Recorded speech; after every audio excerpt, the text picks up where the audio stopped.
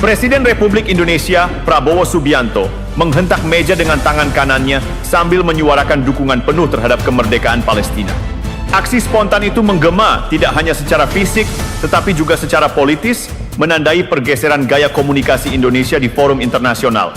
Lebih langsung, lebih berani, dan tak lagi dibungkus basa-basi diplomatik. Beberapa jam kemudian, dalam balutan retorika yang tenang namun syarat sindiran, Perdana Menteri Israel Benjamin Netanyahu merespons pidato Prabowo. Namun pidato itu tak berlangsung mulus. Ratusan delegasi dari berbagai negara perlahan meninggalkan ruangan, sebagian tanpa menoleh, sebagai bentuk penolakan terhadap narasi Israel tentang konflik Gaza. Walkout itu bukan sekadar penolakan terhadap pidato, melainkan gestur kolektif yang mencerminkan frustrasi dunia terhadap apa yang mereka anggap sebagai propaganda belaka. Video ini akan menelusuri kembali momen-momen dramatis dari sidang tersebut. Dari gebrakan meja Prabowo yang menjadi simbol protes atas kezaliman, hingga klaim besar Netanyahu yang dipertanyakan oleh data dan fakta di lapangan. Kita akan membedah narasi, membandingkan pernyataan dengan kenyataan, dan menyelami reaksi dunia atas panggung diplomasi yang berubah menjadi arena konflik moral.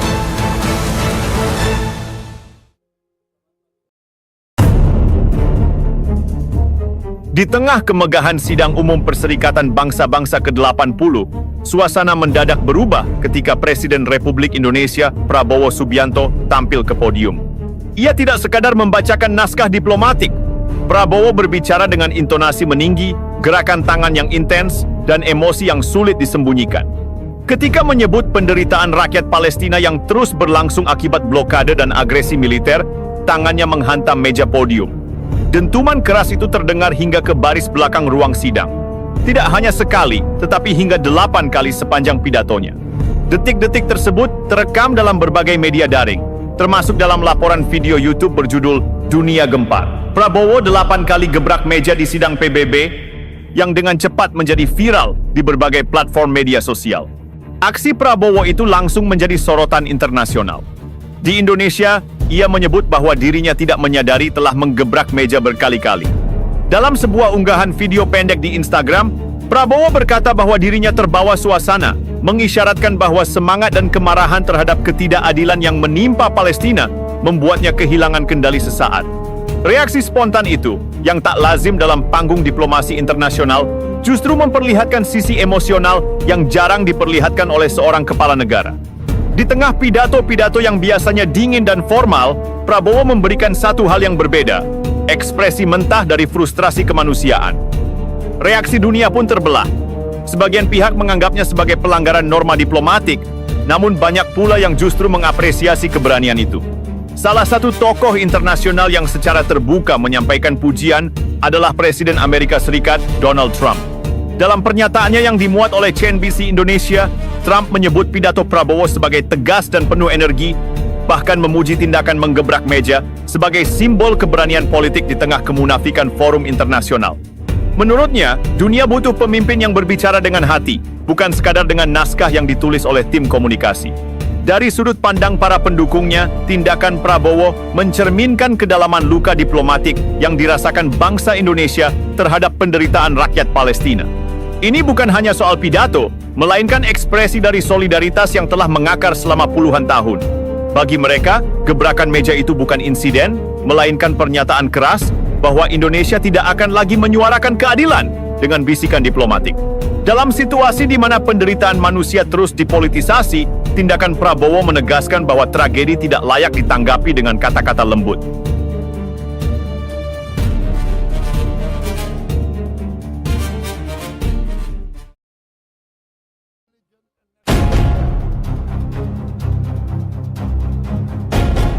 Beberapa jam setelah pidato emosional Prabowo Subianto yang menggema di ruang sidang, Perdana Menteri Israel Benjamin Netanyahu naik ke podium. Dengan nada yang lebih tenang namun syarat makna politis, ia membuka pernyataannya dengan menyebut bahwa ia mencatat kata-kata penuh semangat dari Presiden Indonesia. Netanyahu secara eksplisit menyebut Indonesia sebagai negara dengan populasi Muslim terbesar di dunia, lalu menambahkan bahwa pidato Prabowo bisa menjadi pertanda masa depan. Di balik pujian tersirat itu, tersembunyi pesan simbolik yang memosisikan Israel sebagai pihak yang siap merangkul, namun hanya jika dunia Islam menunjukkan keterbukaan terhadap kerjasama strategis. Netanyahu melanjutkan pidatonya dengan menawarkan narasi yang menyelipkan janji dan sindiran. Ia menyebut bahwa negara-negara Arab dan Muslim yang ia sebut sebagai berpikiran maju mulai menyadari bahwa menjalin hubungan dengan Israel akan memberikan akses ke teknologi mutakhir, termasuk di bidang kedokteran, pertanian, keamanan, kecerdasan buatan, hingga pengelolaan air. Dengan kata lain, ia memposisikan Israel bukan sebagai agresor, tetapi sebagai penyedia solusi dan menyiratkan bahwa penolakan terhadap Israel sama saja dengan menolak kemajuan. Tanpa menyebut negara secara spesifik, Netanyahu menyampaikan harapan bahwa masa depan Timur Tengah akan dipenuhi dengan para pemimpin damai yang berani menggantikan mereka yang terus memilih jalan konfrontasi. Namun bagian paling kontroversial datang ketika Netanyahu membahas krisis kemanusiaan di Gaza. Menanggapi berbagai tuduhan internasional bahwa Israel secara sistematis membatasi pasokan makanan dan kebutuhan pokok ke wilayah tersebut, Netanyahu justru menyampaikan klaim yang mengejutkan. Ia mengatakan bahwa Israel secara aktif memasukkan makanan ke Gaza setiap hari, dan jika ada warga yang tidak mendapat cukup, itu bukan salah negaranya, melainkan akibat tindakan Hamas yang disebutnya mencuri bantuan dan menjualnya kembali dengan harga tinggi. Klaim ini langsung memicu perdebatan karena bertentangan dengan laporan berbagai organisasi kemanusiaan dan data PBB mengenai blokade ketat serta kesulitan distribusi logistik di lapangan. Pernyataan Netanyahu memicu reaksi keras di dalam ruang sidang. Saat ia masih berbicara, ratusan delegasi dari berbagai negara bangkit dari kursi mereka dan berjalan keluar ruangan dalam diam, sebuah bentuk protes diplomatik yang sangat jarang terjadi dalam forum sekelas PBB. Beberapa bahkan terlihat menggelengkan kepala, sementara lainnya meninggalkan dokumen mereka di atas meja tanpa sepatah kata pun. Aksi walkout itu kemudian diliput secara luas oleh media internasional, termasuk CNN Indonesia, sebagai sinyal bahwa pidato Netanyahu, alih-alih memperbaiki citra Israel, justru memperkuat ketidakpercayaan global terhadap narasi yang dibawanya. Dalam forum yang seharusnya menjadi panggung dialog, pidato Netanyahu justru memperlebar jarak antara realitas lapangan dan versi resmi yang disampaikannya.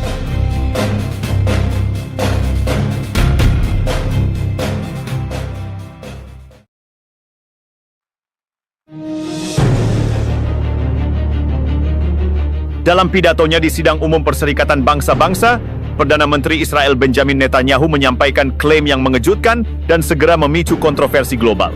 Ia menyatakan bahwa sejak pecahnya konflik terbaru, Israel telah memasukkan lebih dari 2 juta ton makanan setiap hari ke Gaza, termasuk 1 ton telur per orang per hari. Pernyataan ini yang disampaikan dalam konteks membantah tuduhan bahwa Israel sengaja membuat Gaza kelaparan terdengar megah, namun segera menimbulkan tanda tanya besar. Pasalnya, skala distribusi sebesar itu jika benar akan menjadi salah satu operasi logistik kemanusiaan terbesar dalam sejarah konflik modern. Fakta di lapangan menunjukkan gambaran yang sangat berbeda.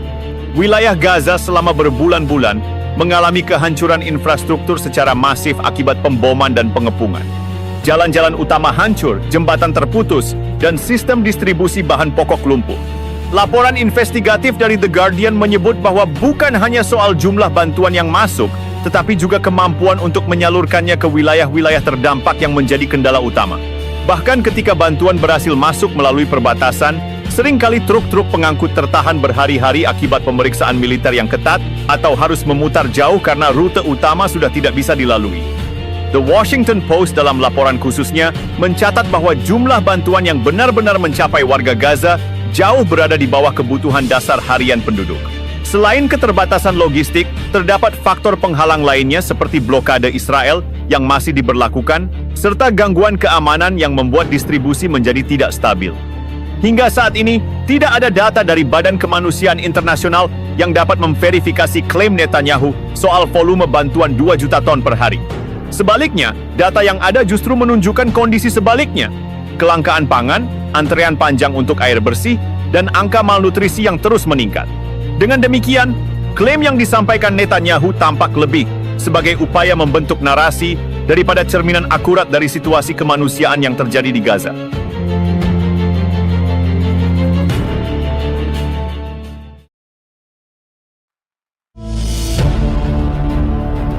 Dalam pidatonya di forum internasional, Benjamin Netanyahu melontarkan tuduhan tajam bahwa krisis kelaparan di Gaza bukan disebabkan oleh kebijakan Israel, melainkan akibat aksi kelompok Hamas yang disebutnya mencuri dan menjual bantuan kemanusiaan kepada warga sipil.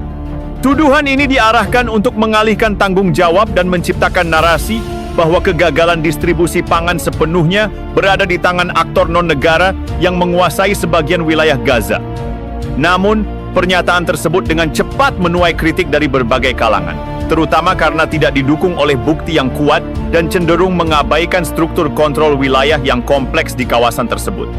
Laporan investigatif dari El Pais dan sejumlah analisis lapangan mengungkapkan bahwa sistem distribusi bantuan di Gaza sangat tergantung pada izin masuk yang dikeluarkan oleh otoritas Israel. Pemerintah Israel memegang kendali penuh atas seluruh titik perbatasan dan rute logistik utama yang menghubungkan Gaza dengan dunia luar. Blokade darat, laut, dan udara yang diberlakukan selama lebih dari 1 dekade telah membuat arus logistik menjadi sangat terbatas. Bahkan sebelum konflik bersenjata kembali pecah, serangan udara yang menyasar depot logistik, gudang penyimpanan, dan infrastruktur jalan turut memperparah situasi, meruntuhkan jaringan distribusi lokal yang sebelumnya menjadi tulang punggung penyampaian bantuan kemanusiaan. Organisasi Kemanusiaan Perserikatan Bangsa-Bangsa, termasuk WFP dan OCHA, menyatakan bahwa meskipun beberapa konvoi bantuan berhasil menembus blokade, distribusinya di dalam Gaza tetap tidak merata dan sering terhenti akibat pembatasan zona akses dan ancaman keamanan. Dalam banyak kasus, bantuan menumpuk di titik distribusi karena tidak adanya jaminan keselamatan bagi relawan dan kendaraan logistik. Dengan demikian, menyalahkan sepenuhnya kelompok Hamas atas kelaparan yang terjadi merupakan penyederhanaan yang menyesatkan. Realitas di lapangan jauh lebih kompleks, melibatkan kebijakan blokade yang sistematis, kontrol militer ketat, serta kerusakan infrastruktur yang membuat distribusi pangan dan obat-obatan menjadi hampir mustahil dilakukan secara adil dan merata.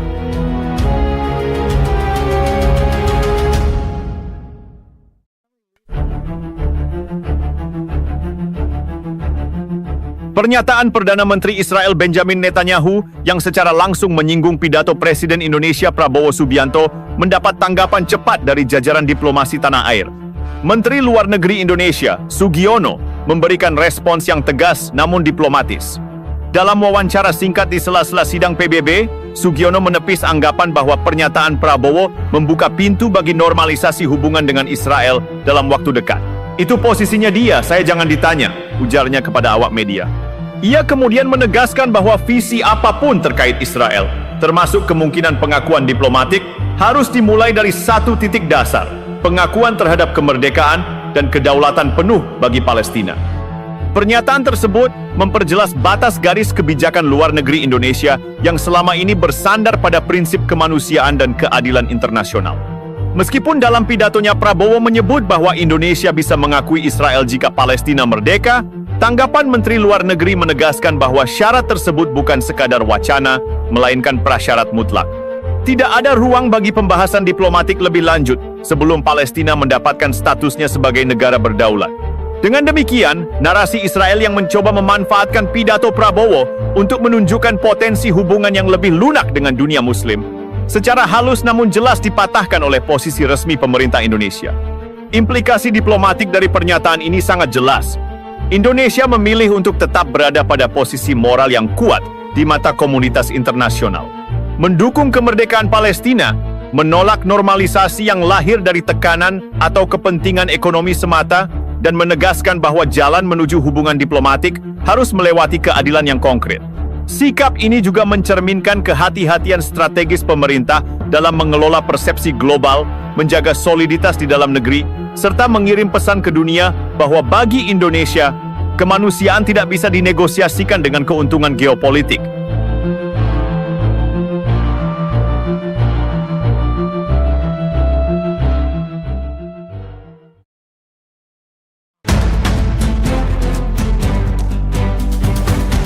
Di panggung diplomatik terbesar dunia, ketukan meja Prabowo Subianto menjadi gema yang tak mudah dilupakan. Bukan karena kerasnya suara, tetapi karena makna yang dikandungnya. Sebuah luapan emosi yang tak bisa lagi dibungkus oleh bahasa diplomatik. Ketika dunia menyaksikan Prabowo berdiri dan menyuarakan kepedulian terhadap rakyat Palestina, ia tidak hanya membawa posisi Indonesia, tetapi juga membawa jeritan moral dari negara-negara yang selama ini memilih diam. Sebaliknya, Netanyahu hadir dengan retorika penuh klaim dan angka fantastis, namun banyak di antaranya goyah di hadapan fakta di lapangan. Dari klaim jutaan ton bantuan hingga tuduhan sepihak terhadap kelompok lain, pidatonya memancing lebih banyak pertanyaan daripada simpati. Dalam pusaran narasi yang saling bertabrakan, Indonesia muncul bukan sebagai negara yang membebek pada kekuatan besar, melainkan sebagai suara yang menantang arus dominan. Di tengah upaya pemutihan citra lewat diplomasi teknologi dan janji kerjasama, Indonesia tetap memilih garis yang jelas. Keadilan bagi Palestina adalah fondasi, bukan syarat yang bisa ditunda. Dan dalam ketegangan yang terjadi di ruang sidang PBB itu, tampak jelas bahwa yang paling dibutuhkan bukan sekadar orasi indah atau statistik bombastis, melainkan keberanian untuk berdiri bersama kebenaran.